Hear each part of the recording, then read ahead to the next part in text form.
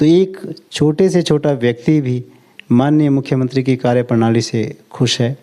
और हर व्यक्ति आज हिमाचल प्रदेश का ये महसूस कर रहा है कि हमें एक आम परिवार से, आम लोगों की, गरीब लोगों की, वो किस तरह से अपना जीवन यापन करते हैं, किस तरीके से उनकी मदद की जा सकती है, किस तरीके की जीवन शैली एक आम परिवार की होती है, वो माननीय ठाकुर सुखविंदर सिंह सुक्खू जी समझते हैं। मुख्यमंत्री सरकाघाट आ रहे हैं और उसके साथ साथ मैंने तो प्रयास किया था कि वो यहाँ पहुँचें, लेकिन माननीय मुख्यमंत्री के पास पूरा हिमाचल प्रदेश है और बहुत ज़्यादा जो है आपदा इस प्रदेश में आई है, तो मुझे पूरा विश्वास है यहाँ पे भी और गाँव से फ़ोन आ रहे हैं। ऐसी कोई पंचायत और गांव नहीं है जहाँ नुकसान ना हुआ हो। तो लगभग 100 करोड़ के आसपास जो है जोगिंद्रनगर विधानसभा क्षेत्र को नुकसान हुआ है। जो और नौली और हमारे सदर मंडी से जो पुल है वो बह गया, लगभग 3-4 करोड़ के बीच में वो पुल था। यहाँ जो ब्यास नदी में, जो ब्यास नदी में जो हमारी इरिगेशन की स्कीम्स थी, पानी पीने के पानी की जो स्कीम्स थी, वो सारी बह गई। राजनीतिज्ञ राजनीति में आता है या कोई वोट जब आने होते हैं तो उस वक्त हम राजनीतिज्ञ लोग जो है ये कहते हैं कि अब आप हमारे लिए सेवाएं बताएं। नमस्कार, खबरखास टीवी में आप सभी का स्वागत है। मैं मुनीश ठाकुर अभी मौजूद हैं जोगिंद्रनगर में और मेरे साथ इस वक्त जीवन ठाकुर जी मौजूद हैं। जीवन ठाकुर जी, सबसे पहले आपका बहुत बहुत स्वागत है खबरखास टीवी में। आपका बहुत बहुत धन्यवाद जो आप अपना कीमती समय निकाल करके मुझे ही नहीं सभी पॉलिटिशियंस को आप जो है इंटरेक्शन करते रहते हैं, तो आपका बहुत बहुत धन्यवाद। जी जीवन ठाकुर जी, सबसे पहला तो हमारा सवाल ही रहेगा, सवाल इसलिए रहेगा कि जिस तरह से हिमाचल में जो है प्रकृति ने कहर ढाया हुआ है और जिस तरह बरसात ने, तो हम देख रहे हैं चारों तरफ जो है जल प्रलय जो है इस बार पूरे प्रदेश में हुआ है। लेकिन जोगिंद्रनगर खासकर बात करेंगे, जहाँ जहाँ पर भी लैंडस्लाइडिंग हुआ है या इस तरह की कई घटनाएं हुई हैं, वहाँ जीवन ठाकुर सबसे पहले पहुँच रहे हैं। क्या हमारा सवाल रहेगा, क्या आपको अपनी जान जोखिम में डालने का कुछ मज़ा आता है, आनंद आता है कि क्या चीज़ है? देखिए, आपने ठीक कहा कि हिमाचल प्रदेश में जो ये कुदरत का कहर बरपा है, इससे मेरा मानना है कि हिमाचल प्रदेश लगभग 15-20 साल पीछे चला गया है। हज़ारों करोड़ों रुपए का नुकसान हिमाचल प्रदेश की संपदा को हुआ है। और जहाँ तक आपका कहना है कि जान जोखिम में डालने का, क्योंकि हम इंसान हैं, जहाँ लग रहा है कि कोई व्यक्ति दुख में है, तकलीफ़ में है, तो एक इंसानियत बतौर ये हमारे एक मॉरल ड्यूटी बनती है कि हम उनकी मदद करें। क्योंकि जब भी कोई राजनीतिज्ञ राजनीति में आता है या कोई वोट जब आने होते हैं, तो उस वक्त हम राजनीतिज्ञ लोग जो है ये कहते हैं कि अब आप हमारे लिए सेवाएं बताएं। तो अभी तो राजनीति या वोट जो हैं बहुत दूर हैं। आज हमें एक इंसानियत का परिचय देना है। आज हमें राजनीति की जो परिभाषा सेवा नीति है उसको साबित करना है। ये राजनीतिज्ञों के लिए इस वक्त में एक बहुत बड़ा चैलेंज है। जैसे हमारा क्वेश्चन आपसे इसलिए भी था कि और दर्शकों को भी हम बताना चाहेंगे, जिस तरह से अभी बस्सी में जो है बादल फटा है और आप जेसीबी मशीन में जो है वो बैठे हुए हैं, तो खुद ही जो था उस मलबे को हटा रहे थे। एक चीज़ कहना चाहेंगे, जिस तरह से अगर यूपी में योगी जी को बुलडोजर बाबा कहा जाता है, तो जोगिंद्रनगर से आपको तो लोगों ने ये कहना शुरू तो नहीं कर दिया कहीं? नहीं, मेरी तुलना योगी जी से नहीं हो सकती। मैं एक छोटा इंसान हूँ।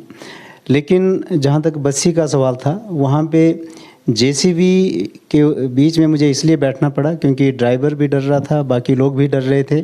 लेकिन सामने जो सुरेश कुमार का घर था, उसकी गाड़ी जो है 8-10 लाख रुपए की जो गाड़ी थी, वो शटर के अंदर बंद थी। अगर उस गाड़ी को ना निकालते तो शायद कुछ नुकसान होता। तो मैंने ये तय किया कि अभी जहाँ पे जेसीबी और जो नाला हमने क्रॉस करना था, उसके ऊपर काफ़ी लोग बैठे थे। हमने उनको टेलीफ़ोन किया, स्ट्रेटजी के साथ हम जेसीबी में बैठे, उनको टेलीफ़ोन किया कि अगर कोई ऐसी ऊपर से कोई ऐसी अनहोनी है और कोई मलबा या कोई पानी आने की संभावना होगी तो आप विशल बजाएं। तो उसके बाद हम जेसीबी में बैठे और वो क्लियर करके हमने उस मकान से गाड़ी को निकाला। और उसके बाद पानी का जो बहाव था वो दूसरे मकान की तरफ जा रहा था। और जब पता था कि बारिश बंद हो गई है तो पूरी संभावना थी कि इतने जल्दी पानी नहीं आना है, लेकिन अगर हम उस पानी के डाइवर्सन को चेंज ना करते तो वो दोनों मकानों के लिए खतरा होता है, इसलिए मैं जेसीबी की मशीन के ऊपर बैठा। जी, आपने एक बहुत ही बड़ा मैसेज दिया है, क्योंकि हम बता दें आपने इसको अपनी जान को जोखिम में डाला, लेकिन इसके साथ साथ आपने अपनी खुद की जो बुद्धिमत्ता का एक परिचय दिया है, क्योंकि जिस तरह से आपने कहा कि आपने ऊपर लोगों को बता दिया कि वो आपको बता दे। इससे पहले भी जब कोरोना आया था, जब लोग अपने घरों में दुबके पड़े थे, तब भी हमने देखा और तमाम लोगों ने देखा कि आप जो थे सबसे पहले आए थे। एक चीज़ जानना चाहेंगे, जोगिंद्रनगर के आधे लोगों को ऐसा लगता है कि जीवन ठाकुर जी ही जो है एमएलए तो नहीं बन गए हैं कि जोगिंद्रनगर के? हमारा ऐसा क्वेश्चन है छोटा सा। देखिए, मैं ना विधायक हूँ ना मंत्री हूँ, लेकिन मेरा प्रयास है कि मैं एक जो ड्यूटी एक नेता की होती है, एक व्यक्ति की होती है, वो हमें करनी चाहिए। मेरा प्रयास है कि विधायक रह कर के ही कोई काम नहीं होते। आप एक व्यक्तिगत तौर पे भी अगर आपको काफ़ी चीज़ों का ज्ञान है तो उन ज्ञान के माध्यम से आप उस कुर्सी से भी ज़्यादा काम कर सकते हैं। और क्योंकि आप देख रहे हैं कि जहाँ कोरोना का वक्त था तो बहुत सारी ऐसे लोग थे जो घर में बैठे थे, उनको कोरोना हुआ, बेचारे वो परमात्मा की गोद में चल बसे। तो मेरा मानना है कि हम लोगों को सेवा करनी चाहिए। देखो, जब पुलिस वाले ड्यूटी दे रहे थे कोरोना के वक्त में, या स्टाफ नर्सिस या डॉक्टर्स ड्यूटी दे रहे थे, तो एक पॉलिटिशियन का भी ये धर्म होता है कि वो भी अपनी ड्यूटी करें। तो मैंने वो धर्म निभाया और मुझे अपने आप पे एक भरोसा है और मुझे बड़ा संतोष है कि मैंने कोशिश की कि जहाँ कोई नहीं पहुँच रहा था, जहाँ सांसों की दिक्कत जो लोगों को हो रही थी, तो मैंने अपने घर के बजट को सीमित करके मैंने ऑक्सीजन मशीन्स परचेज़ की और लोगों के घरों के बीच में उनको भेजा। और आज भी वो ऑक्सीजन मशीन जो है, कोई किडनी पेशेंट्स हैं, दूसरे लोग हैं, वहाँ पे काम कर रही है। तो एक चैलेंज होता है। और जब हमने 50 साल की उम्र गुजार ली और आगे जो वक्त है, ये अगर हम इस वक्त में, अगर हम इस उम्र में हम अपने तजुर्बे का, अपने नॉलेज का अगर लोगों को शेयर ना करें, लोगों की मदद ना करें, तो मैं समझता हूँ कि वो हमारी सफल ज़िंदगी नहीं होगी। इसलिए सफल ज़िंदगी के लिए हमें लोगों की मदद करना ज़रूरी है। ये मेरी हॉबी बन गई है। जी, जिस तरह से अगर प्रदेश सरकार की बात करें और मुख्यमंत्री जी की बात करें, तो उन्होंने कहा कि 10,000 से अधिक करोड़ का नुकसान जो है हिमाचल को इस बार हुआ है इस प्राकृतिक आपदा से। क्या लगता है आपको, लगभग कितने का ये जो नुकसान है, जोगिंद्रनगर खासकर बात करेंगे तो कितने तक इसकी जो जा सकता है, कितने करोड़ों का नुकसान शायद यहाँ पे हुआ हो? देखिए, मुझे लग रहा है कि लगभग 100 करोड़ के आसपास जोगिंद्रनगर विधानसभा क्षेत्र में ही नुकसान हो चुका है। मैं मोटी मोटी बात आपको बताना चाहूँगा। हमारा जो नौली और हमारे सदर मंडी से जो पुल है वो बह गया, लगभग 3-4 करोड़ के बीच में वो पुल था। यहाँ जो ब्यास नदी में जो हमारी इरिगेशन की स्कीम्स थी, पीने के पानी की जो स्कीम्स थी, वो सारी बह गई। तो उसके साथ साथ आप देखेंगे खरौन गांव में लोग बेघर हो गए। 3 जो हमारे युवा जो लोग थे, वो द्रुब्बल पंचायत से थे, वो बेचारे बाढ़ में बह गए। उसके बाद आप देखेंगे कि यहाँ गुम्मा में 2 गौशालाएँ, एक मकान जो है वो ध्वस्त हो गया और बहुत सारी गौशालाएँ तो बहुत ज़्यादा ध्वस्त हो गई। मुझे हर 10 मिनट के बाद ये फ़ोन आ रहे हैं, हर गांव से फ़ोन आ रहे हैं। ऐसी कोई पंचायत और गांव नहीं है जहां नुकसान ना हुआ हो। तो लगभग 100 करोड़ के आसपास जो है जोगिंद्रनगर विधानसभा क्षेत्र को नुकसान हुआ है। और हो सकता है ये एस्टिमेट कम ज़्यादा हो सकता है, लेकिन बहुत ज़्यादा नुकसान हुआ है। और हिमाचल प्रदेश में मैं फिर कहूँगा कि हम 15-20 साल पीछे चले गए हैं। इतना नुकसान जो है इस कुदरत के कहर ने हिमाचल पे बरपाया है। जिस तरह से आपने बात की जीवन ठाकुर जी, जिसने आपने कहा कि हिमाचल के लोग जो है 15-20 साल पीछे चले गए। अगर जोगिंद्रनगर की विशेष बात करेंगे अभी, तो जोगिंद्रनगर का आपने कहा कि हर पंचायत से आपको फ़ोन आ रहा है और हमने भी देखा है कि हर पंचायत में कुछ ना कुछ त्रासदी जो है हुई है इस बार। क्या लगता है उन लोगों के लिए आप सरकार के माध्यम से या हम कहीं प्रशासन के माध्यम से कितनी सहायता करवा चुके हैं, करवा रहे हैं अभी तक? देखिए, मैंने एक आंशिक प्रयास किया है। ये कुदरत का कहर इतना ज़्यादा था, इतनी भारी बरसात है, हम तो एक छोटे से छाते के रूप में लोगों की सेवा कर रहे हैं। एक छाता लेकर के जा रहे हैं, उस बरसात को हम बंद नहीं कर सकते। एक छाते के रूप में हम जितनी प्रोटेक्शन होती है वो प्रोटेक्शन कर रहे हैं।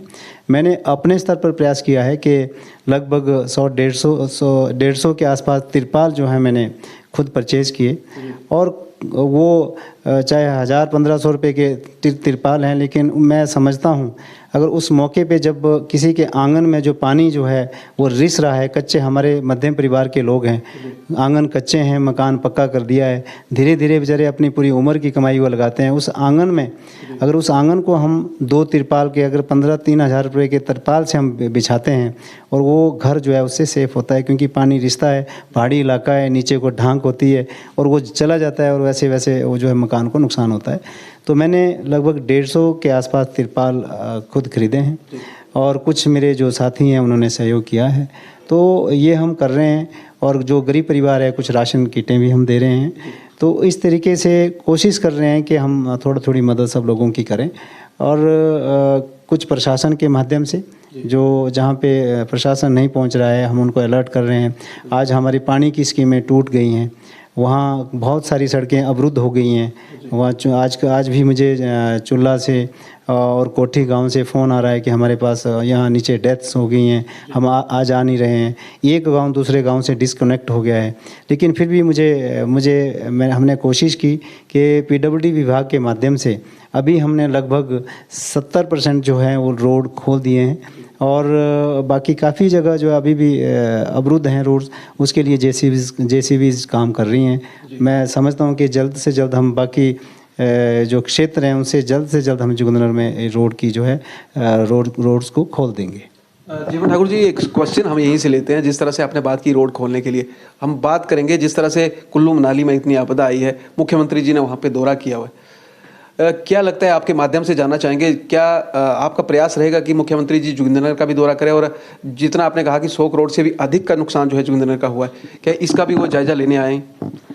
हाँ, कल मुख्यमंत्री सरकाघाट आ रहे हैं, और उसके साथ साथ मैंने तो प्रयास किया था कि वो यहाँ पहुँचें, लेकिन माननीय मुख्यमंत्री के पास पूरा हिमाचल प्रदेश है और बहुत ज़्यादा जो है आपदा इस प्रदेश में आई है, तो मुझे पूरा विश्वास है यहाँ पे भी वो राउंड करेंगे। लेकिन कल सरकाघाट और धर्मपुर का दौरा है, तो धर्मपुर में जाकर के भी मैं कल वहाँ पे जा रहा हूँ, और वहाँ से क्योंकि हमारे जो चुल्ला कोठी जो गांव है नीचे, जो बहुत सारा ज़मीन लोगों का नुकसान हुआ है, ज़मीन उनकी दब गई है, रेत के नीचे दब गई है, और घरों का नुकसान हुआ है, और सामने से जो है जितना जो नुकसान है वो हम उनको दिखाएंगे, और मेरा यहाँ पे भी उनको माननीय मुख्यमंत्री को लाने का प्रयास रहेगा।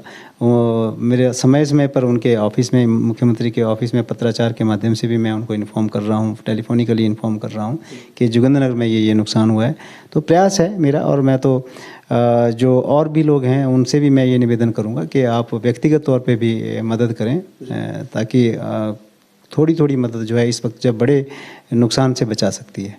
जी, बिल्कुल आपने सही कहा कि थोड़ी जो मदद है वो नुकसान उसकी भरपाई कर सकता है। लेकिन जीवन ठाकुर जी, एक चीज़ कहना चाहेंगे, विपक्ष की बात करेंगे थोड़ी सी। विपक्ष की बात करते हैं तो जिस तरह से शांता कुमार जी कहते हैं कि मुख्यमंत्री जी, वो विपक्ष में होकर भारतीय जनता पार्टी के, क्योंकि वो समर्थक रहे हैं और मंत्री रहे हैं, वो कहते हैं कि मुख्यमंत्री सुखविंदर सिंह सुक्खू जी बहुत अच्छा काम कर रहे हैं, लेकिन उसी जो विपक्ष के कुछ मंत्री हैं या नेता हैं वो कहते हैं कि सुखविंदर सिंह सुक्खू जी सिर्फ और सिर्फ कर्जा ले रहे हैं। उसके ऊपर क्या कहना चाहिए?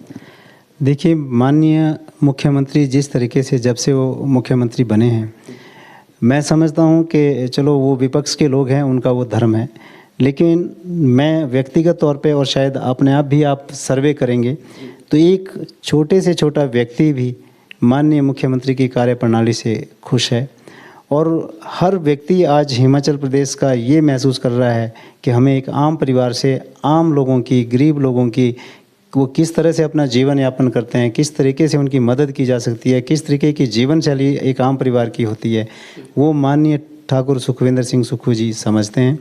और मैं तो ये सौभाग्यशाली हूँ, और हिमाचल प्रदेश का ये सौभाग्य है कि ऐसे मुख्यमंत्री हमें मिले हैं जिसको आज एक आम परिवार का व्यक्ति भी समझता है कि वो किस तरीके से काम कर रहे हैं। ये एक रिमार्केबल अचीवमेंट है, और मैं बधाई भी देना चाहूँगा आला कमान को, माननीय राहुल गांधी जी को, सोनिया गांधी जी को, जिन्होंने इतने ग्राउंड स्तर से एक निम्न परिवार से निकले हुए व्यक्ति को आज हिमाचल प्रदेश का मुख्यमंत्री बनाया है, और उसका जो है प्रैक्टिकल आज हर एक आदमी देख रहा है किस तरीके से वो काम कर रहे हैं। जीवन जी, आखिरी सवाल रहेगा और आखिरी बात रहेगी, आप उस विषय में क्या कहना चाहेंगे? हम कहना चाहेंगे जब जब इलेक्शन आते हैं तो कई समाज सेवी जो हैं वो जोगिंद्रनगर या पूरे हिमाचल में जो है देखने को मिलते हैं, लेकिन अगर आज बात करें तो आज कोई समाज सेवी जो है इस तरह से नहीं नजर आ रहा है। जोगिंद्रनगर की जनता इस पे अपनी क्या राय रखती है, आप जरूर बताएं, और आपकी अपनी क्या राय है? देखो, जनता क्या राय रखती है ये तो जनता आप जानते हैं, और जनता के दिलों में ये बात होगी। लेकिन मैं इस वक्त राजनीतिक बात न करके मैं उन सब समाज सेवियों से ये निवेदन करना चाहूँगा कि आप आगे आएँ और लोगों की मदद करें। और जहाँ तक विपक्ष के जो विधायक यहाँ पे हैं, मैं ये कहूँगा कि आपकी जो विधायक निधि है वो निधि आपको मिल रही है, कुछ थोड़े समय के लिए रुकी थी, लेकिन अब जो है विधायकों को विधायक निधि मिल रही है। उस विधायक निधि को आप जनता के बीच में बांटें, देखें, दुख दर्द समझें, तो ज़्यादा उचित रहेगा। राजनीति अभी बहुत दूर है, वोट्स अभी बहुत दूर हैं, उस वक्त राजनीति कर लेंगे। जी, चलिए, बहुत बहुत शुक्रिया जीवन ठाकुर जी, आपने हमें अपना कीमती समय दिया, आपका धन्यवाद। थैंक यू, आपका भी बहुत बहुत धन्यवाद।